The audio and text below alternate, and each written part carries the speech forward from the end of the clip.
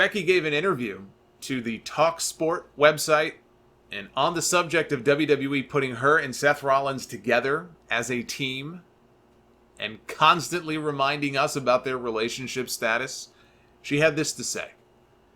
Honestly, I was very apprehensive. What I did not want was everybody talking about the relationship. What I wanted was two badasses, two people at the top of their game fighting side by side, not for the world to be reminded every 5 minutes that, hey, this is Becky Lynch's boyfriend, or this is Seth Rollins' girlfriend.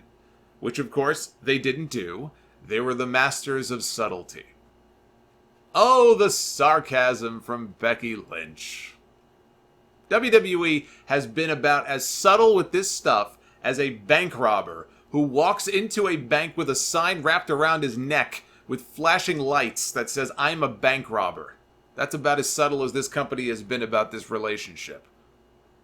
Seth Rollins had discount Shawn Michaels beaten and prepared for the curb stomp when Brock Lesnar's music hit. Out he came with Raw's executive director in tow, Paul Heyman. Just a quick aside, if I may here. Paul Heyman did a one-man show. Okay, I don't know when this was from. This had to be relatively recent.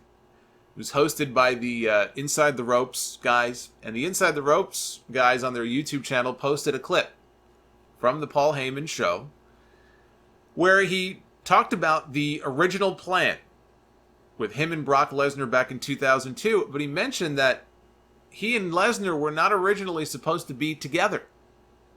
The original plan was for Heyman to be brought back on television as the new manager or advocate, call him whatever you want, for Chris Benoit at WrestleMania 18. Now, I've heard that Benoit was the person that Stone Cold either wanted to face or was originally supposed to face at WrestleMania 18, not Scott Hall. But he had not yet been cleared to come back. Benoit had that same neck surgery that Austin had the year before, and he just wasn't ready. Wasn't cleared yet to come back. So they ended up doing Austin and Scott Hall instead. But Heyman says that Benoit was supposed to be on that show right up until the day before. And at the last minute, Vince McMahon decided to put him together with Brock Lesnar. And since Paul had already been producing some of Brock's dark matches anyway, he was a big Brock Lesnar fan. He was like, well, great. Okay, sure, I can work with that. But the reason I tell this is, when he tells this story at the one-man show, and he mentioned Benoit's name, somebody in the crowd, one guy in the crowd, shouted, my boy. Like my boy, Chris Benoit. And Heyman stops the show. He looks out into the crowd. He looks at this person. And he says, you can admire his work all you want. But here's my take.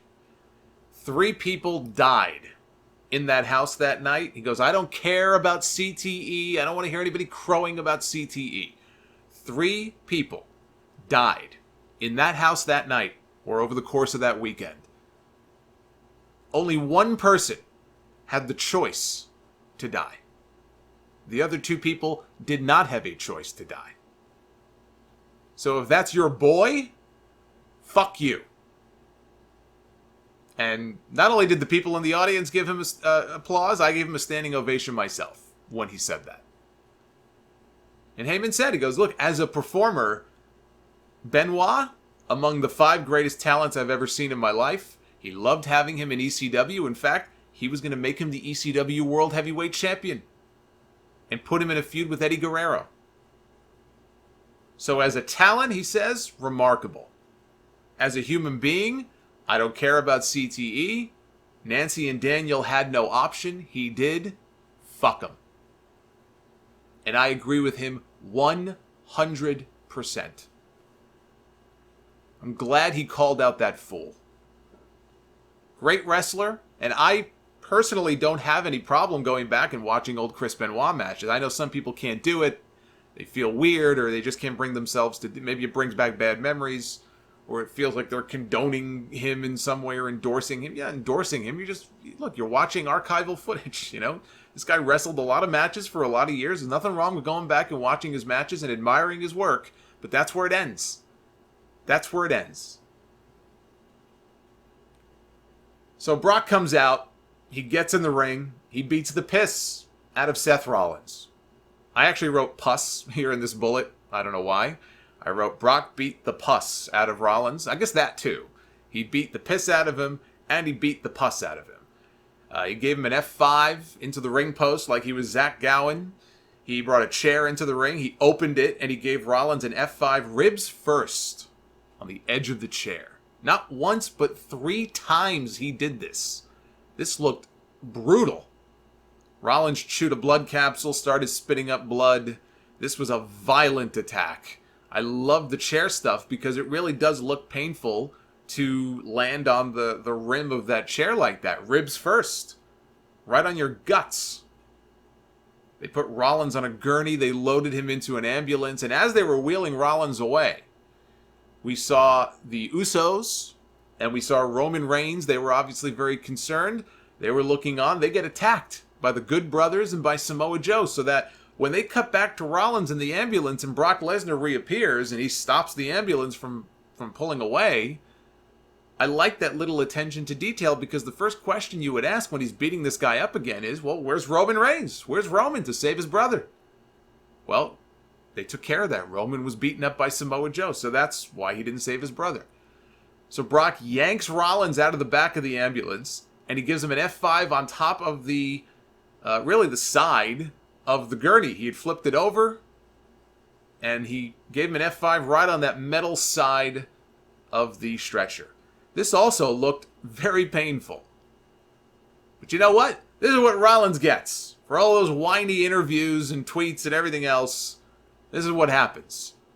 You get fucked up by Brock Lesnar. So we got a violent attack here that we don't usually see on this show, and I loved it. I loved it because it's a reminder of how dangerous Brock Lesnar can be. It should be a reminder that this guy, he shows up every now and then, he does the German suplexes, but when they book an angle like this with him, he'll fuck you up more than anybody else on that roster. And I feel like people need to be reminded of that every now and then, that this guy is a killer. He's a monster. And show people what he is capable of beyond just German suplexes. And the idea that, they were maybe trying to do this to get sympathy for Seth Rollins, I'm not so sure that worked, given that you had people in the audience audibly chanting one more time after those first 2 F5s in the ring, although I guess that's sort of what they do with almost everybody these days. But if they like somebody enough, believe me, they're not going to be chanting one more time. So I thought that was kind of amusing.